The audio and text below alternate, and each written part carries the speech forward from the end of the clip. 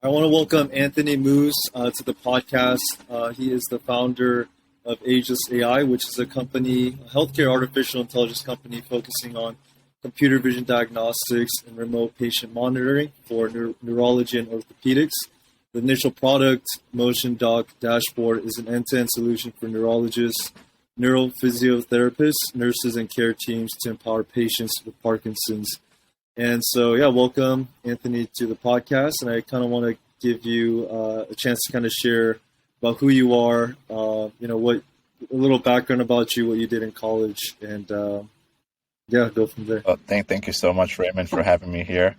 We're definitely in an exciting time of AI, so I'm happy to share a bit about my experience and what I've done in the past and where I am with Ageless AI and where we plan to go. So a little bit about me. Growing up in the 90s and the PC revolution, I was fortunate to have a desktop computer in my home and,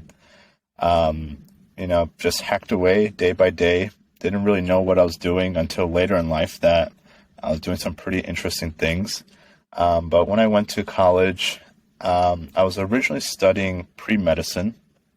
And after, I really enjoyed studying pre-medicine. I thought I would become a doctor.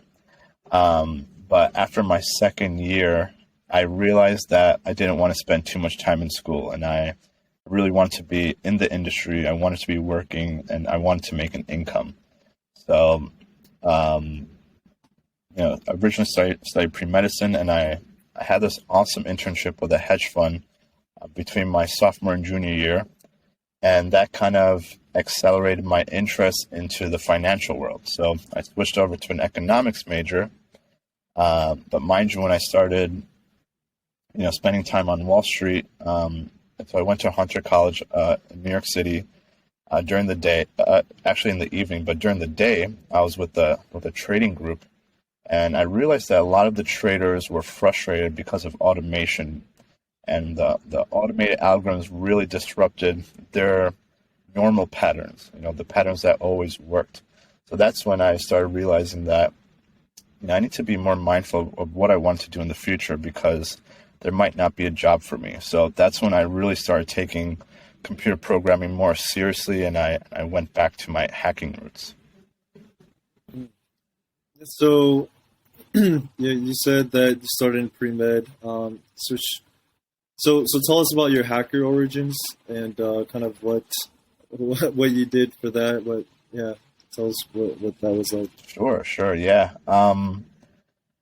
Again, I think being born in 1992, when I was growing up, one of my older cousins gave us a desktop computer. So when I was around the age of 8, 9, 10, 11, 12 years old, everyone was downloading music, Napster, and all that stuff. And I was also looking into other areas, and I guess I did it by accidentally, and it was more out of curiosity. So, Ray, when you look at the invisible world, right? You look at the world around us, there are invisible things all around us, right? So the oxygen that we breathe, the air that we breathe, you cannot see it, but you know it's there. Part of the invisible world.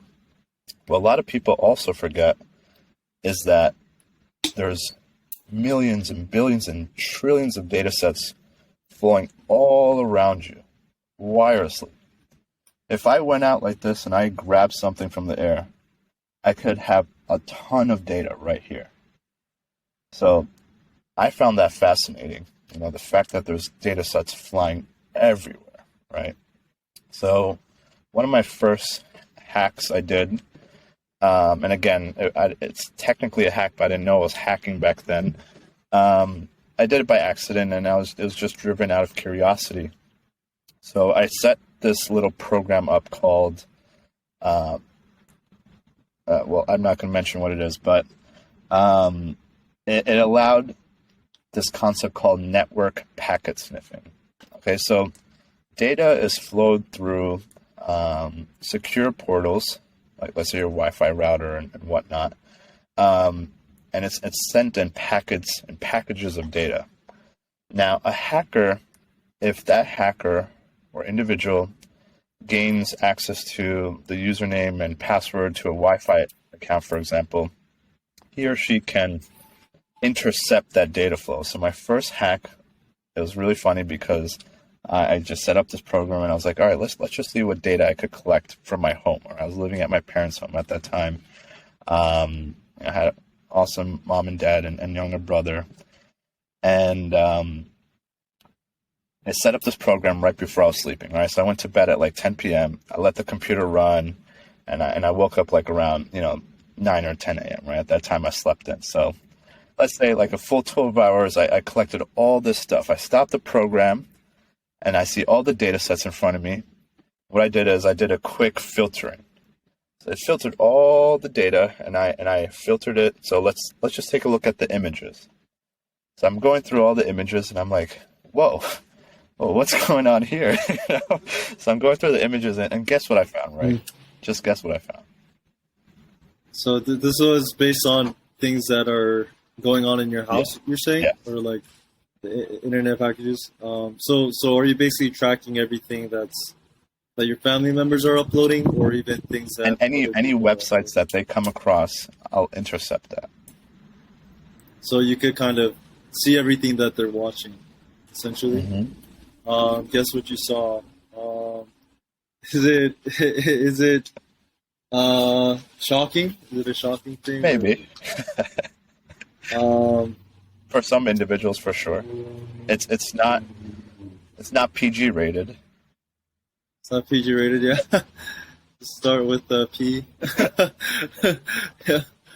Yeah. So you were basically spying on everyone at your house, essentially, right? Okay, I don't want to use the word spying, but I was experimenting. Okay. I was experimenting. So you came across. You could go on. So I'm seeing these provocative images, and it was porn. All right. Yeah. I see all this like porn stuff, and I see the website links and the addresses, the URL addresses attached to each image, right? So I'm just like going through this. I'm like, who's like going on to these websites, right? So I gotta play, I gotta figure out, I gotta see who it is. So I'm like, okay, I highly doubt it's my dad. I don't think my mom likes bigwetbutts.com. So then, I go over to my brother's room. I'm like, oh yeah, hey, Roni, what? I was like, yo, bigwetbutts.com, huh? And he's just lying in his bed, and he's like, nice. So that's nice. when he found out I was a hacker. Oh, nice. So how old were you at that time? And that was Geez, I want to say like I was around 15 years old. 15. So that was your first time becoming a coder. Like how? So did you self-taught? Yeah, I was coding on early on. Yeah, I was completely self-taught. I must have started I started on the Unix and Linux command line. So there's different operating systems, right? And then Unix and Linux is used for setting up networks and corporate facilities and infrastructure, for example.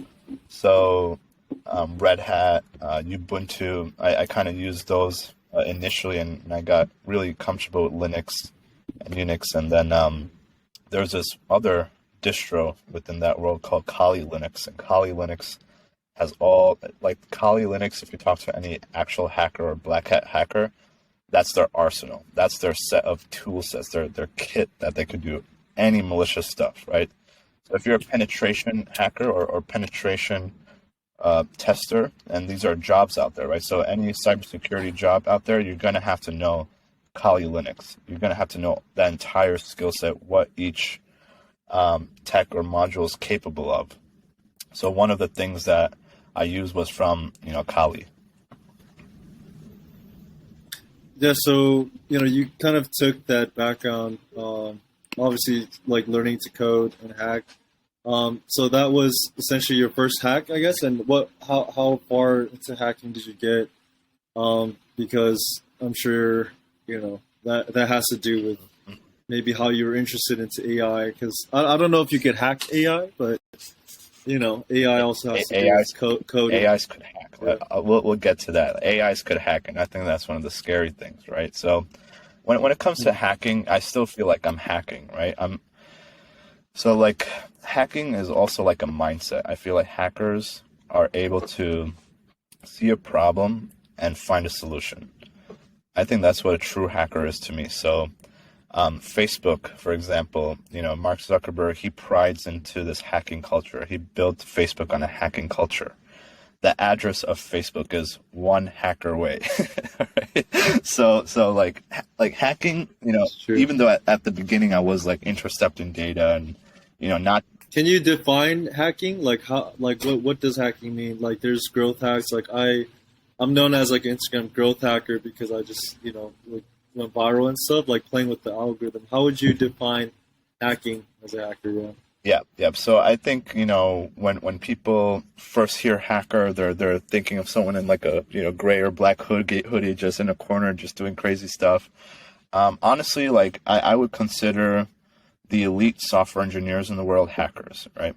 Someone who's in the top 1% of software engineers are definitely hackers, because I'm not saying that they're capable of doing malicious stuff or penetration testing or intercepting data like this, but they're just very, very capable of getting the job done. To me, what a true hacker is that he or she, as a software engineer, can get the job done no matter what the task is. Okay. Well, hacking just means you found a quicker way to do something. That's true. Essentially, right? Yeah. Right. Find a shortcut, make your own path, forge your own path. Yeah, I mean, you look at what Gmail and Dropbox did; they kind of hacked it as well. That's what they did to grow their user base. So, yeah. So from there, from hacking, what made you interested into AI? And kind of like so you studied pre-med, but then you switched, I think, to economics, and then but you had a hacking background, and how did you go from that to kind of AI and things like that? Yeah, so how did I get into AI? It was over the course of my tech career, right? What I did had built up those foundations for being a successful like AI engineer or an AI researcher, right? So I'm gonna have to like really give it to some of my corporate experience, especially at Bank of America. When I was at Bank of America, several years ago, I was with a strong data engineering group. We did a lot of data science, data automation, collecting metadata across, the key departments of the bank, aggregating that and doing certain analysis, right? So to me, that was like hardcore data science. And you need these skill sets. You need to build this Lego blocks and foundations to be a really strong AI researcher or AI engineer. So it really took time. And everything I did, especially as consulting with Fortune 100 companies, everything I did was building this foundation to what I'm doing right now. And some of the cool things I've done specifically in the field of AI, even not too long ago, was with CNH Industrial, for example. So actually, let me share my screen. I think this will be helpful.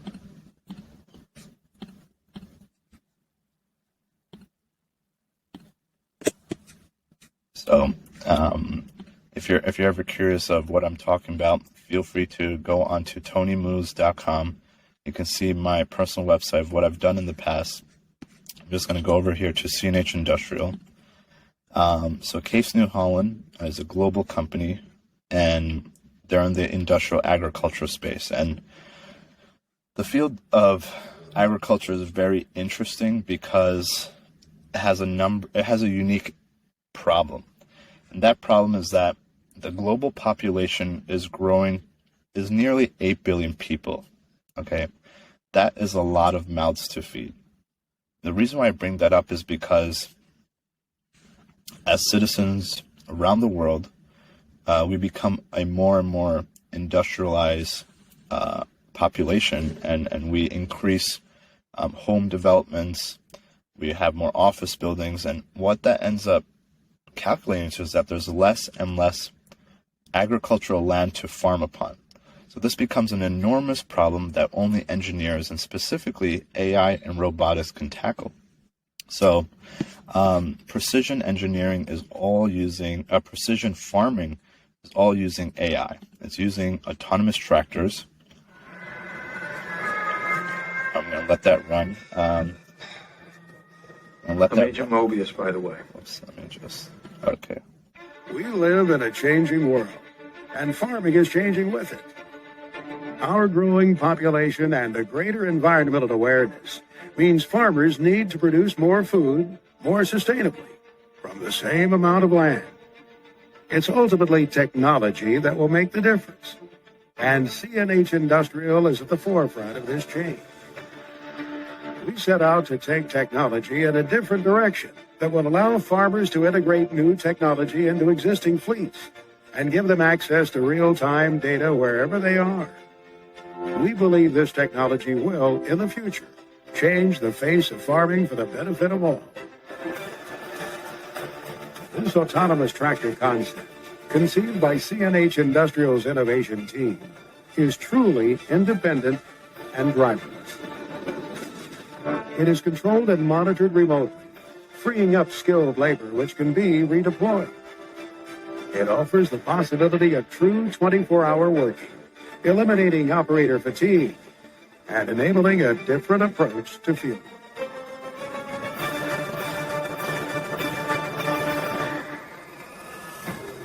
In the future, an autonomous tractor will make it possible to completely automate grain handling during the harvest. The autonomous tractor... So, quite frankly, the future is here. The future is here. And, I was working on part of that technology back in 2017, 2018.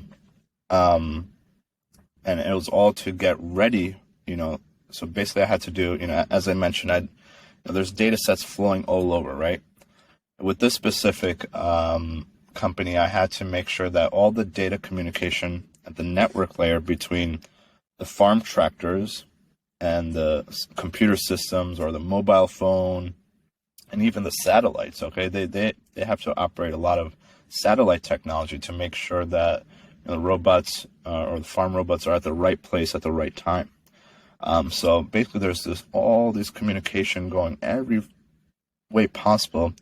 I had to make sure that was sustainable and rigorous. So I did a lot of performance engineering and performance testing, and that requires a number of skill sets from automation engineering, understanding network engineering, API development, good strong data engineering skill sets, and I pretty much had to do this other thing. And you also need strong statistical background as well. So when CNH Industrial was my client, they were in need of a strong performance engineer, and so I pretty much exposed all their weak points and told them, all right, these are the things that you have to focus on under this application, or these are the things we need to focus on the tablet side that is inside, that the farmer will use, or you're gonna have to drill in and focus on, this doesn't look well, I don't think, the satellites are really communicating well to, the farm robots, for example. So, after that project was over, the client was very happy because they knew what to focus on. So they pretty much fixed everything up. And again, I played my role in terms of, advancing this field of Internet of Things and agricultural technology, and it was all using artificial intelligence.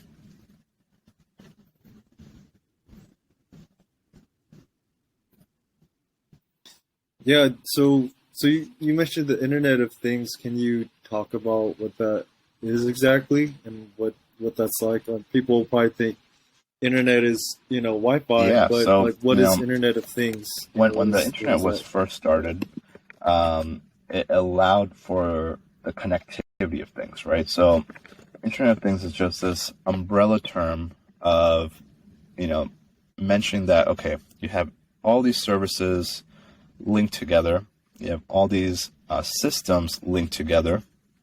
That could be everything from software to the technology, to the networks, to even sensors, right? So I think even at the sensor layers, that's where it starts becoming more and more interesting. So moving forward, you're going to see more means of ways of collecting data, more means of interacting with the internet. So a good example would be, your Google Homes and your Amazon Alexas.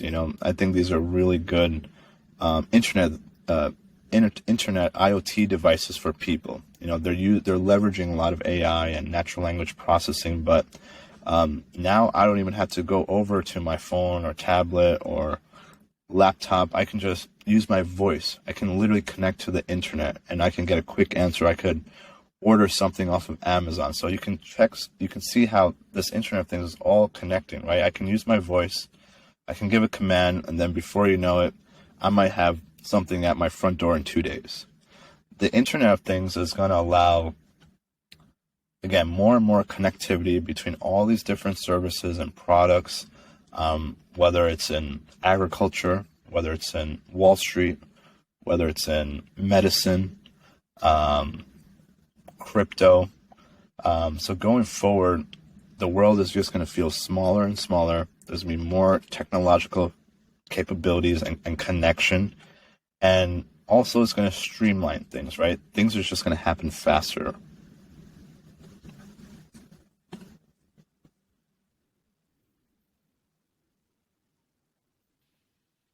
Okay. Yeah, I think it'd be helpful to kind of have an idea of what that would look like. Right now it's like Alexa. Like you said, we could have Alexa, or I think they're having others, voice robots do things for us. But it's like,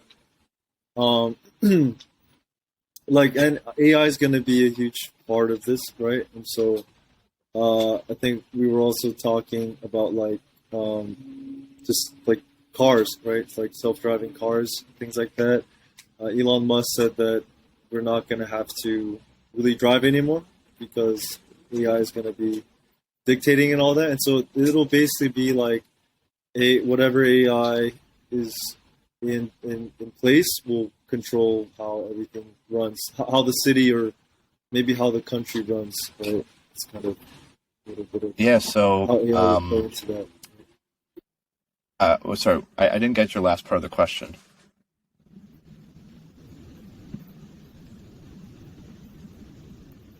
Yeah, so I'm just saying, since we're talking about AI, can you tell us about Let me just talk about what is AI, right? We didn't really talk about what AI stands for: artificial intelligence, right? So it's literally computer scientists from the late 70s and early 80s who were really trying to model the human brain, okay? And from, let's say, about 4 decades ago, we had pretty good understanding of neuroscience.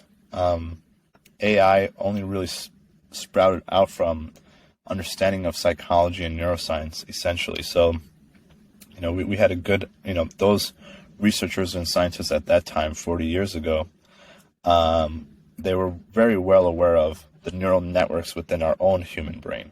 Right? So, quite frankly, since I've been in this field of AI, I have to admit how amazing our brain is. Our brain is a freaking supercomputer right here. Most people don't realize it, and it's just so capable of doing amazing things. Quite frankly, I think this is the dangerous side of any technology, and let's just say the internet, right? The internet was a double-edged sword. There are people like me that are at the forefront building technology, building services, and giving it to the world, giving it to people. But quite frankly, 50, 70 to 90% of the people are on the opposite end. They're consuming technology, right? So, I think right now in the state of the Internet of Things, or just the internet, I think a lot of people are distracted. A lot of people are distracted from social media, watching Netflix. We got all this technology around us, but people are distracted. And I don't want to say, like the people who first started the internet and first started the PC, they had really ambitious and lofty visions of what humanity may end up looking like. But quite frankly, it just seems like as time goes on, there's less and less people building new technology and just more and more people being like zombies, really. So I think that's like a little of a scary thing. But just coming back to artificial intelligence, it's really, again, understanding how the true potential of the human mind. And I think, one of the things I want to stress about this podcast is that, again, the supercomputer is up here. We might be talking about AI and AGI and stuff, but we always forget that how strong the capability is up here. All right. And what I mean by that is that, artificial intelligence is, it uses machine learning, right? So I'm going to give you an example of like how we as humans learn from our mistakes. So when you're a child, maybe you're playing around and putting things into electrical outputs or something, and sparks will fly. Or maybe when you're young, you touched a furnace or touched the stove top or put your hand in the fire. When you're kids, when you're a baby, you're curious. You're just very, very curious. But you learn from your mistakes. You learn really, really fast. Now, computers, yes, even though they are getting better, the processing power is getting better. The reactionary times it could be different at different stages of technological development. But at the end of the day, it's going to be really, really hard to map out the true potential of the brain. You need a lot of data sets. You need all this real world experience. And quite frankly, right now, if you talk to all the AI experts, they will say that, okay, AI is around, like a baby, like just about, past like around a toddler age, maybe 3, 4, 5 years old. Okay, so we're still at the beginning of an AI revolution. Lots of potential around the corner, but it's going to take time. So again, the early computer scientists and the early AI researchers, they had a good understanding of how neurons, the neural networks worked and how those all interlinked. So they modeled machine learning and neural networks after humans and the human brain and the human mind and how that worked. We're at right now, AI or narrow AI is just very, very good at doing one specific thing or in a core domain. So for example, like Siri, right? Siri is a voice AI, right? Under the hood, it uses NLP or natural language processing. Some people even say natural language understanding. And, when Apple developed Siri like a while back, it was very, very basic. But now it's evolved. It's evolved over time. And I think it's a bit more, I think Siri will be one of the first AGIs potentially. It's going to evolve into AGI. It's not there yet, but it's been learning for a long, long time. People have been interacting with it. It's been learning a lot. So. Yeah. What can you talk to people? What is AGI? That's artificial general intelligence. You said so. Yeah. Narrow AI is just it's designed for a specific task. Maybe there was the whole AlphaGo documentary on playing that board game, and that board game it just learned how to play that one game, but with AI, and it learned really quick. And then you also mentioned like AI is only 3-4 years old, but the thing is like in AI that's 4 years old, it learns so quick, right? I think they had some bots like the Sophia bot and some other bots that are artificial intelligence robots, and they're even on talk shows. I've seen them with like talking to Tony Robbins or to like Jimmy Fallon, but like these robots don't stop learning. So it's like 1 year of them learning can be like a lifetime or a couple lifetimes Sure. of a So regular person. I think So can you when people expand on hear that? AI, General they might think the intelligence? Terminator, right? That is. This robot that's capable of anything and everything. So right now in the industry, AI is really, really narrow. It's just, okay, if this is a voice AI, I can answer a number of these questions. If, a very specific narrow AI is like your facial recognition, right? So facial recognition is a narrow AI.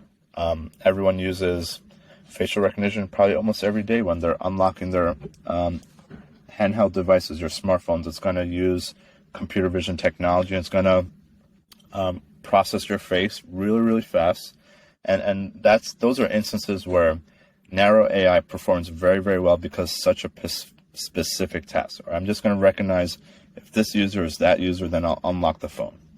So AGI, artificial intelligence, is trying to model true human potential, right? We're AGIs. We're capable of almost anything and everything if we have the capability, right? So AGI is still a number of years away, at least a decade or two away. But it is, there are companies, pushing that envelope forward, right? So Google bought DeepMind, which, developed the algorithms for AlphaGo and beat the elite human players, right? So they focused on specific problem. They learned all the rules of that problem in that game and learned all the permutations, and they programmed it in a way that every time it failed, it would relearn what it knew, right? So it took a lot of trials, thousands and thousands of trials, and it learned. So to your point, yeah, people should be mindful and people should be thinking forward, because as time passes by, these computers and AI systems will, go from narrow to more aggregate capabilities and start building up to more human-like potential. So you mentioned Sophia, you mentioned some of these robots that are out there. Then again, we don't even know if some of those were scripted, all right? Chances are half of that was scripted. Jimmy Fallon might have said the right stuff, so the robot said the right stuff. I know some of these things were scripted, okay? But again, it shows you the potential, and that's what matters, right? And a few years down the road, 10 years down the road, it won't be scripted. And actually just recently, OpenAI, just last fall, they came out with a groundbreaking natural language processing engine called GPT-3. I was actually one of the first 10,000 AI researchers to receive OpenAI, one of Elon Musk's company. And yeah. So I got access to the playground. So you received to the beta it? playground. You said you received so it. What is that? To use GPT-3 To use OpenAI in some aspects of research for Parkinson's.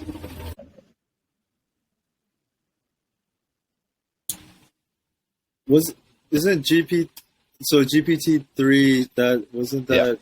Yep. Doesn't that have Reading to do and with, writing text, like creating text, understanding AI, all sorts of text and textual responses. It even had a way of doing automated code. There are these different engines like Q&A, summarizing stuff. It was really, really cool.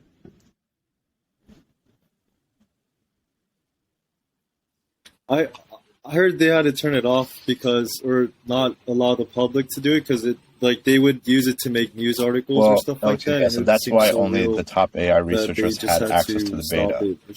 They didn't open it up to the public at all. Now they're slowly opening up their API for companies to buy it off of. So it seems like in this last, whenever they released it last fall, they've opened it up to enough AI researchers that it trained and learned, the other stuff it didn't know. So in all the different domains and subdomains and different industries, it definitely learned enough. And we were all in the Slack channel where we would talk about some of the problems, or this response wasn't good, or you definitely don't want GPT-3 to say this. So we researchers would flag it for OpenAI, and that kind of contributed to GPT-3's continuous development and training.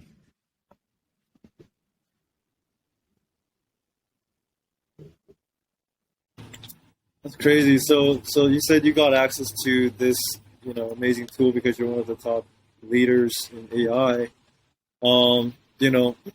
Like, can you, I guess, talk to us about how that'll affect. Your company, you're using it, right, for computer vision and AI to track diseases in people, Yeah, right? yeah. That's how So, Ageless AI will be using. we're using a lot of computer vision technology, and I'll give you an example of computer vision tech that's really used, right? So, for example, like the facial recognition is computer vision technology. Self-driving vehicles like Tesla, they have all these cameras around the body of the car, right, at different angles, and what that does is that it can look at different objects or different scenarios and make a quick decision, right? So that's how the car is able to drive by itself, right? Tesla, all it is just a computer on wheels. That's all it is. It's a computer, hardware, a software system on wheels with a bunch of cameras using computer vision technology. So with Ageless AI, we're using computer vision to do a lot of remote patient monitoring at health services. And we're also pushing the diagnostics industry forward, right? We're using AI diagnostics in general that will ultimately be sold to clinicians and hospital systems, and that technology can be used in the hospitals as well as away from the hospitals at home. So we have our tagline, innovative care from anywhere, and it's leveraging a lot of computer vision technology. So same way you and I are doing this video interview right now, some of the future that I see is that when physicians will be doing a telemedicine or a Zoom call, they can click a button and our algorithms will overlay and they can get so much insights into people's health.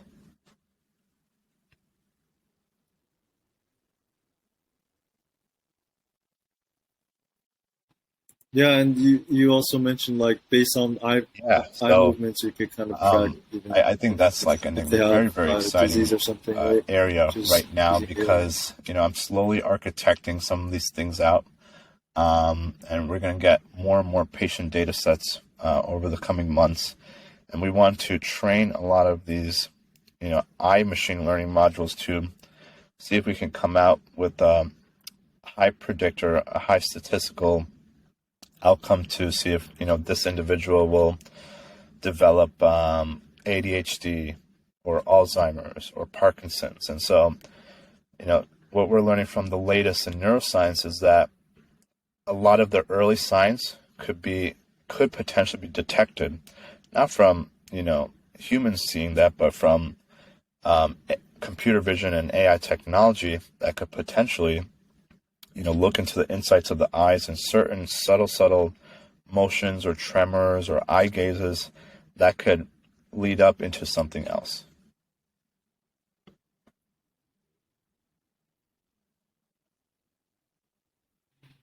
Okay, yeah, that's awesome.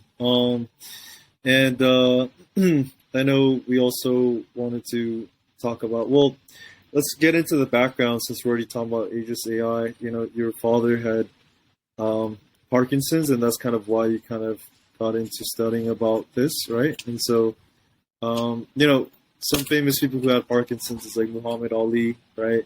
He had Parkinson's and he donated a lot to that. Do you kind of want to expand on, you're developing software as a service, a SaaS, and so it's going to be used probably not just for Parkinson's, but you want to kind of honestly, share the vision for it? Ever since I left New York like that, and when I moved to the Bay Area in 2018, being in Silicon Valley, accelerated a lot of my connections and exposure to the right people and more exciting projects.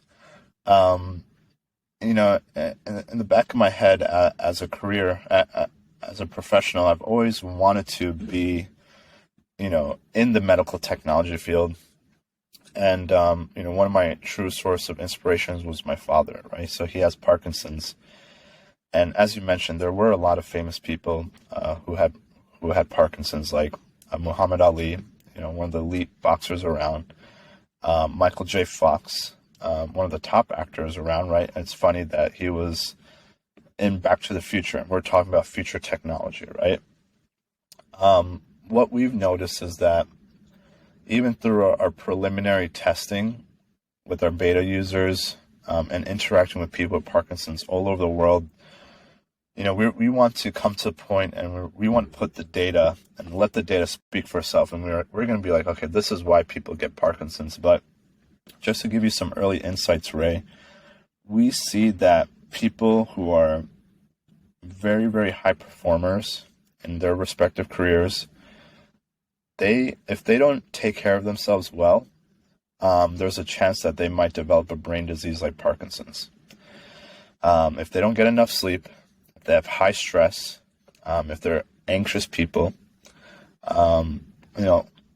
Parkinson's is highly, highly complicated. Any brain disease is highly complicated. It's going to be multi-factor. So, we are seeing some of these multi-factors over and over again with all these people we're testing with that are in our beta program. So, we want to publish more papers and have the data speak for themselves. So, we can come out to the world and be like, okay, this is why people might have Parkinson's. And so some of my, sorry,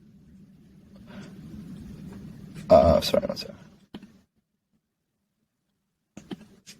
Was I sharing my screen this whole time? Oh, okay, cool. So I'm just gonna go over I here. wasn't seeing it. And when I was doing some research with Stanford University, I was developing these DAGs, which is like a specific data model, a complex data model. And my effort in the psychophysiology lab was to understand human decision-making and emotion regulation. And while I was doing this, I also got, I came to a better understanding of Parkinson's, actually, from a high level, from a psychological and neuro perspective, okay? Now, our technological capabilities, I did that with UC Berkeley. So at Donner Lab at UC Berkeley, I was doing a lot of computer vision development, data visual development, and that was, calculating certain metrics, so you can see like these body point stuff. This is the algorithms we were working with that in a stroke application setting, and physiotherapy, sports analytics, and I was slowly developing it for people with Parkinson's as well. So it was between like these two areas of research that I got a lot of the foundational knowledge and foundational tech for Ageless AI.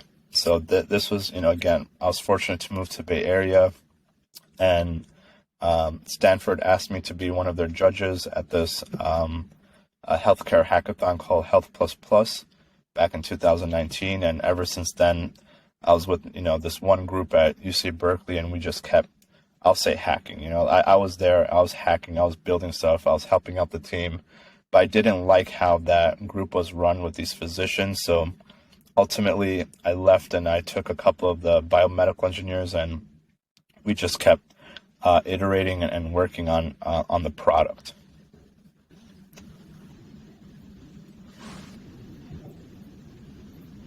And honestly, like, Yeah, and so like you could track COVID people after, accelerated a lot of these things, right? COVID accelerated biology, telemedicine. things like that.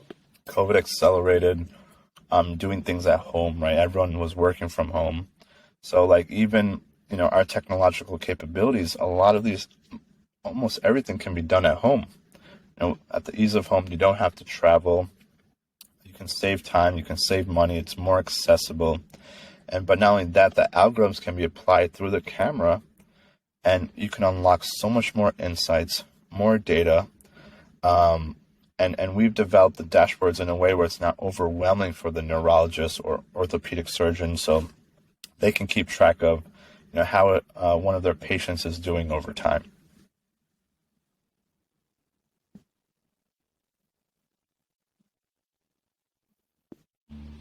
That's awesome. So, we talked a lot about AI, and obviously people can go check out more about the company. age-less.ai, but if you search Ageless AI in Google, you can find our Twitter, our LinkedIn, our main website. our Instagram and our Facebook.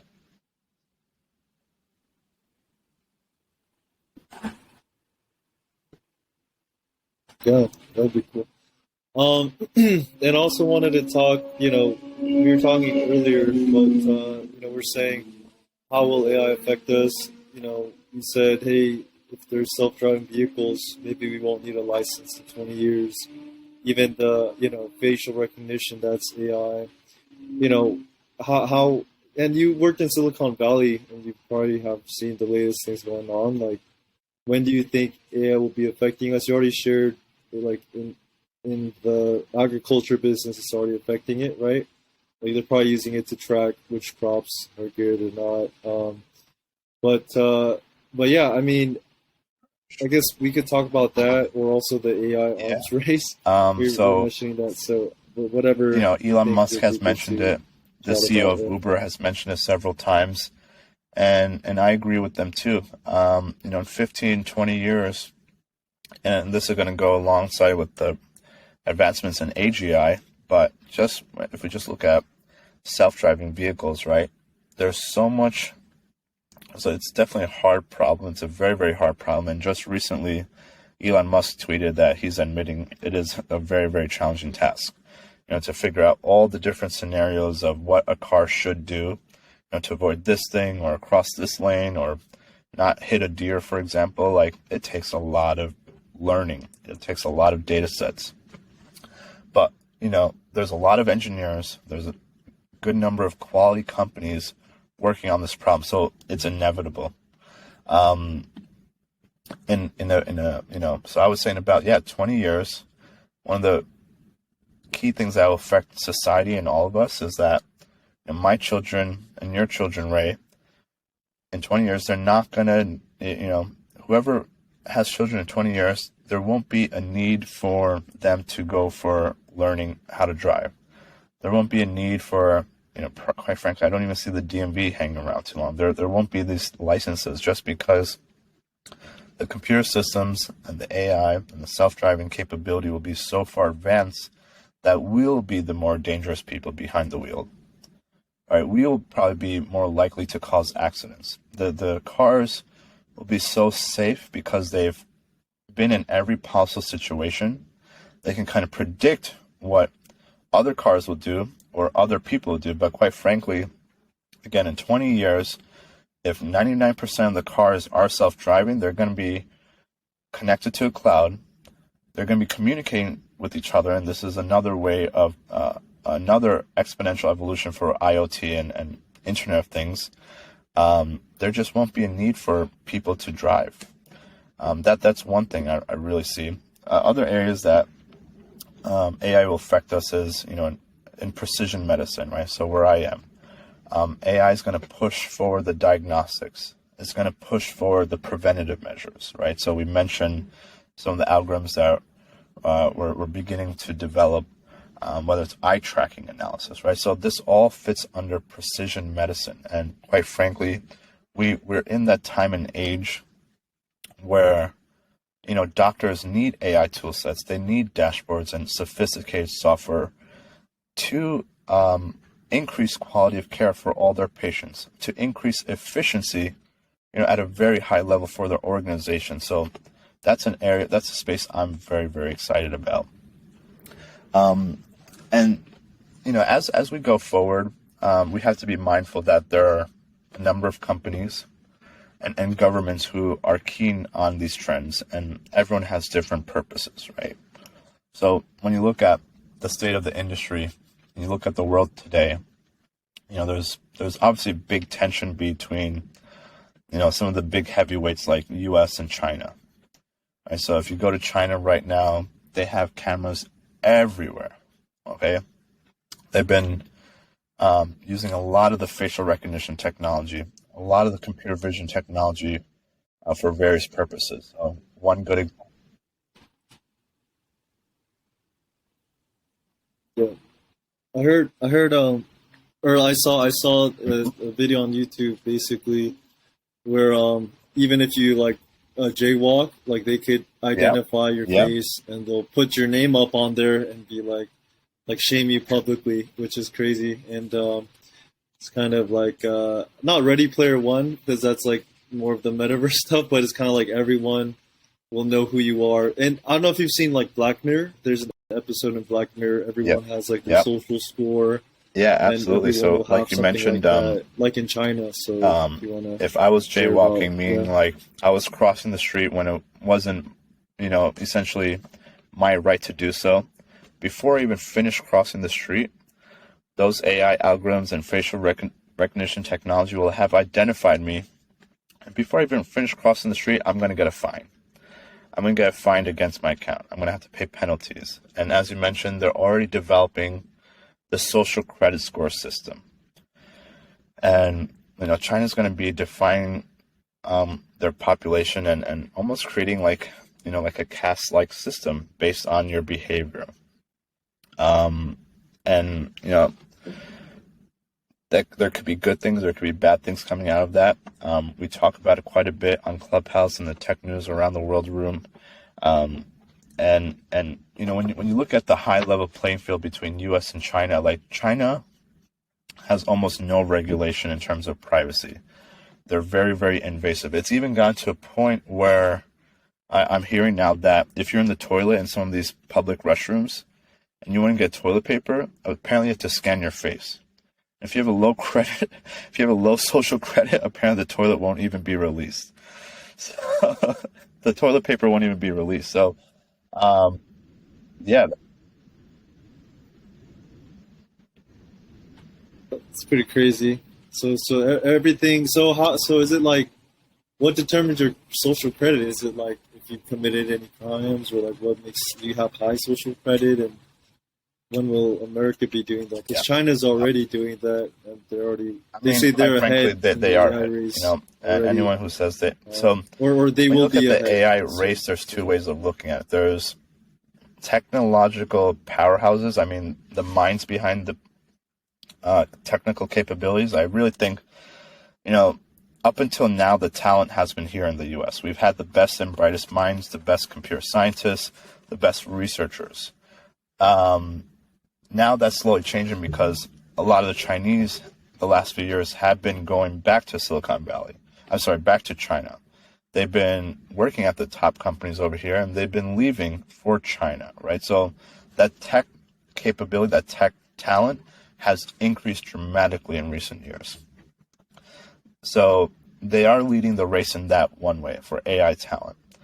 The other thing is that when you look at the regulation, right? So U.S., we're very, very fortunate that our regulators and the government and the officials who they consult with, some of them, they honestly consult with some of the top professors here from Stanford University on what to do. And I've spoken to some of them. Some of them have been my mentors, like Dr. Ranjan Nag.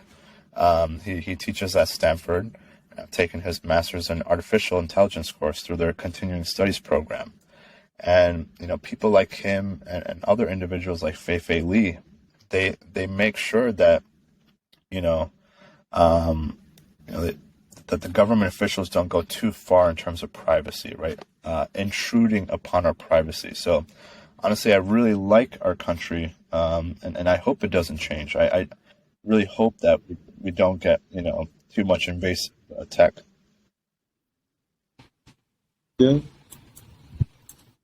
Well, I feel like, it's kind of with AI and, even crypto, will it be even will it allow us to be even more, like, to have less privacy in a way? Because there was that whole thing with, well, it's not really related. There's a whole antivirus, the founder of the antivirus, John McAfee, who passed away recently. So, McCarthy. So he was McAfee. McAfee. He had that like crazy commercial of like him with a bunch of girls and doing, drugs. But like it's like he was saying there is no privacy, and if you think you have privacy, you're insane because you're giving away your information every day. And just like you said, right? You like someone. Imagine if you just a regular person who just learns how to code can get information on whatever websites like we talked earlier, your brother can visit. If someone like that can do it, imagine what the government or someone who has the money and the power to code. Like, imagine how much more they can know about you, you know. Like Facebook, they say Facebook probably knows more about you than your family. All right, I'll mention this one point. Facebook is more powerful than the CIA. Even your wife. The CIA, for each individual, maybe has about 2,000 unique data points. Facebook probably has about 6,000 to 10,000 unique data points on each individual user.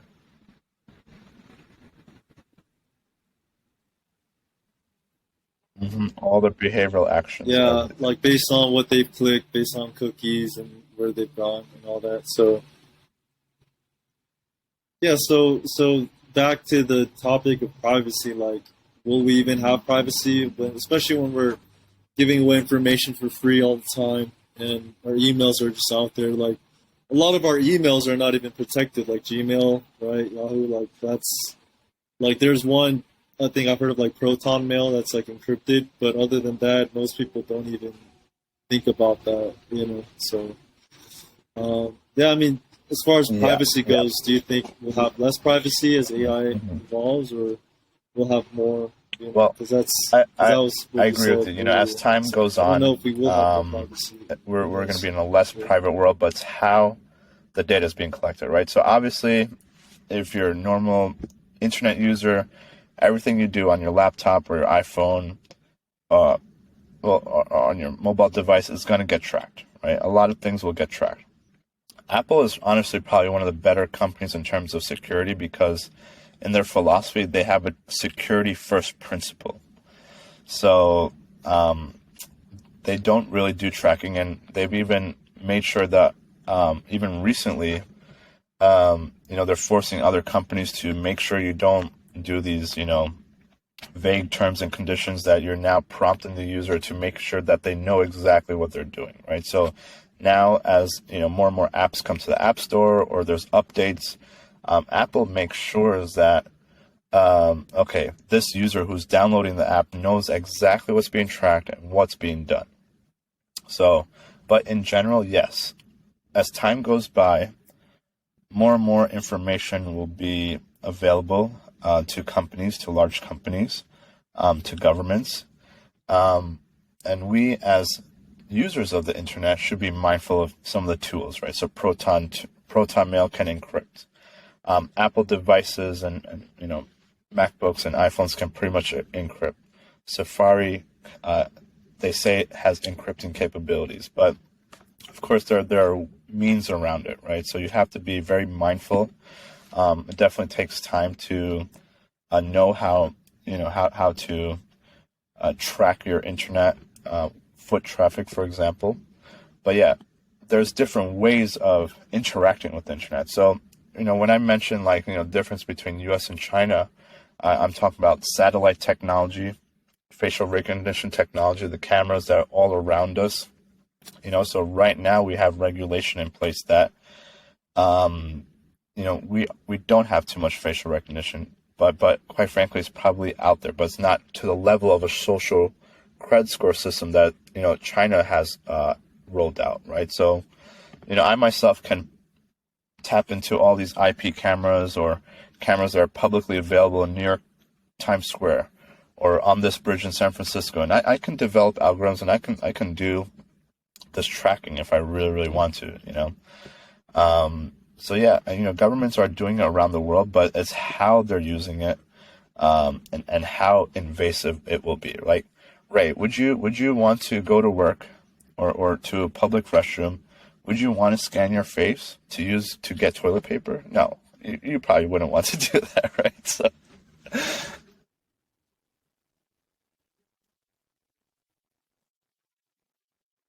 Yeah, but it's like we've come to a point where it's like they can make us do whatever they want, at this point, even I think Amazon, or don't they have some shops you just go in and go out, you don't need to pay, but they just scan your face or your fingerprint or something. So it's like more and more it's like you're gonna, like you as the person will be the ID, like your face will be the ID.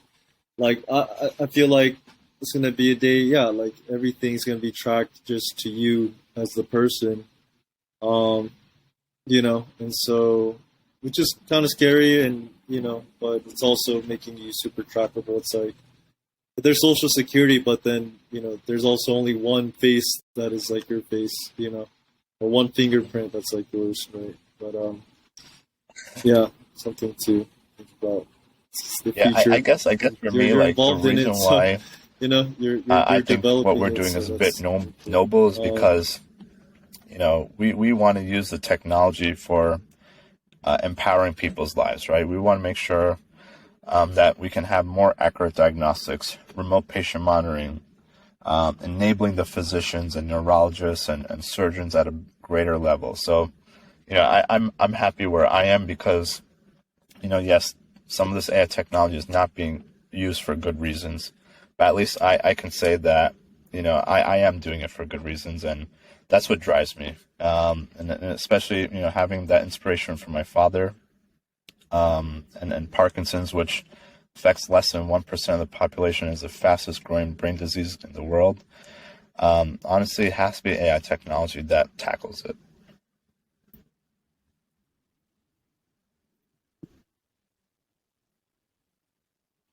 Yeah, for sure. And so you said that it's not being used for good. Like, are you talking about like for weapons? Because I've also seen videos like AI weapons where like they're making these robots that can, track, like robot machines, kind of like Terminator, or like imagine like tanks that use AI to attack. So it's like, I don't know, like it could be used for good and bad. Like you said, the internet, it's like double-edged sword, but I think people like Elon Musk, they're scared for the potential bad uses.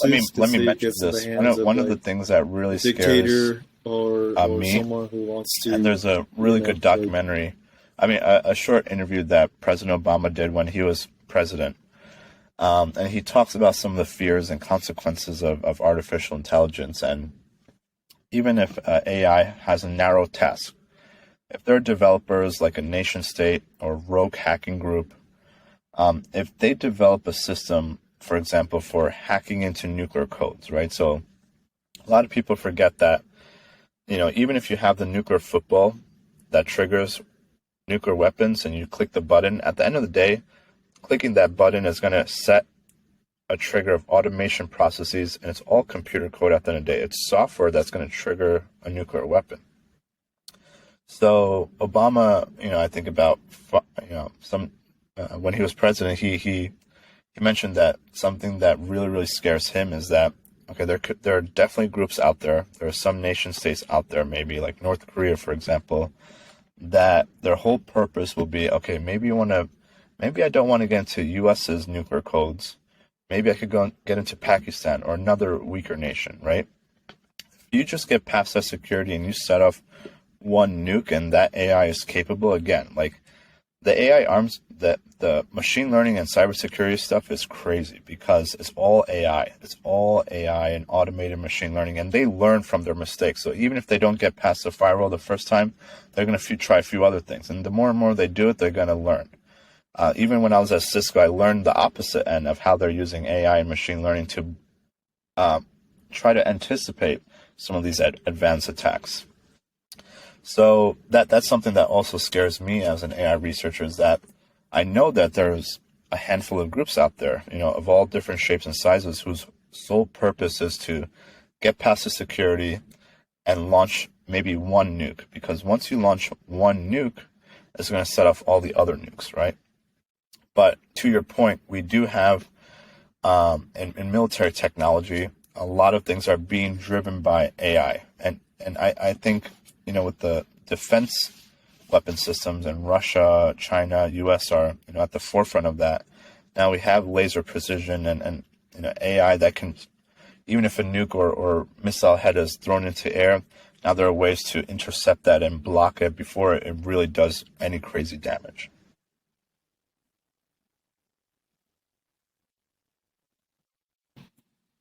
There was this is what Israel did. They have it's called the Iron Dome. Missile, so they look at those trajectory patterns and then they'll launch and aim and attack and blow it out in the air. other just yeah, so that's pretty crazy. So yeah, I mean, I don't even know how warfare will look like, because it's not going to be with like tanks anymore. It's going to be with like hacking and technology. Yeah. And, like I don't know how that cyber warfare, absolutely. Like you're doing, the warfare level is going to be changing, right? Everything from autonomous drones to even people behind the Pentagon or CIA or NSA or DoD controlling remote drones, right? So warfare is completely changing. Intercepting, blocking attacks is changing.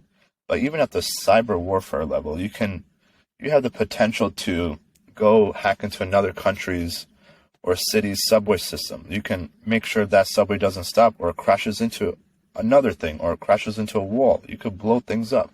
You can hack into planes potentially and blow them out of the sky or make planes crash into each other.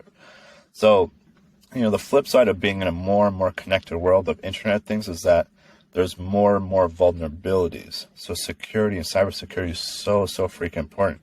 But this is, again, opportunity, right? So I hope some of the people that are going to be listening to your podcast, Ray, they get inspired to go into technology.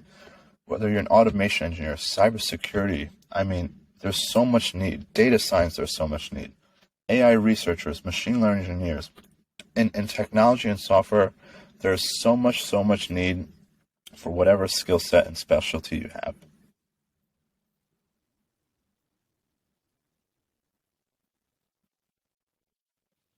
And that's why my dad, he was saying like coders are going to rule the world, because they're the ones who know how to code and they make things happen digitally, right? So maybe coders are the people. Definitely, the geeks are taking over the world. That's I agree with that. I guess, but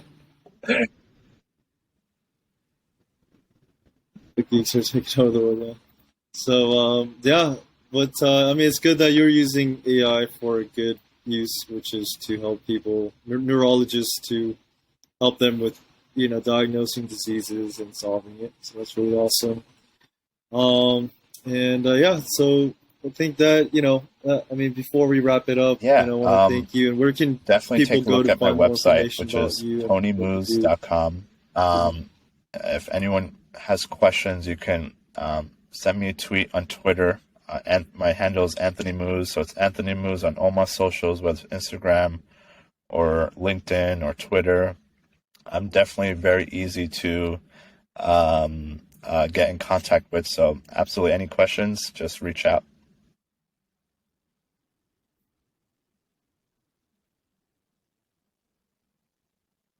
Okay, and before we wrap this up, I want to also ask you, what would your word of advice be to maybe your younger self when you were kind of searching for what you want to do with your life, or maybe for other aspiring entrepreneurs? Maybe a lot of people listening might have an idea, or they just feel like lost to what they want to do in life, but they don't want to do what they're doing currently. Like, you kind of found where your skill sets and everything kind of comes together, and I think a lot of people are looking for that, but they don't know what it is, or maybe they need to actually try some things. Like you tried hacking, like you tried it on your own, right? You were curious and you learned those skills. Like, what could you say to someone who's like searching to do something or create something, or might feel I think one of the first things I would advise is really understand the state of the world, right? So when we grew up in our own little bubbles, your household bubble, your community bubble, your college bubble, maybe the mindset in a particular state or nation. Be aware of how the world is changing and how some of these trends and trajectories are going, right? So absolutely, as time goes on, automation and AI is going to kill and eliminate a lot of jobs. But at the same time, it's going to probably open up even more jobs. There's a lot more opportunity ahead of you. And we need every company, every organization needs these people. There's so many jobs out there, like in tech, that go unfilled because there's not enough people out there. So what I would tell people at any age, young or old, get exposed to the real world. Find your mentor-mentee. Get an internship. read the newspapers, see where things are going, and then find where, everyone says if you love what you do, it's not work, right? But quite frankly, there's less and less jobs out there that we can be, truly passionate about. But quite frankly, I think the tech culture and some of these tech companies offer awesome cultures, flexible lifestyles, and a great pay package. So I would tell people to really look into tech, and it's not just coding. There's product development, there's business managers, there's finance people. Like, there's skill sets across the board. But of course, as an engineer, I would love to see more people of all ages, and especially youngsters, to be more mindful and get some of these really hot and sexy careers.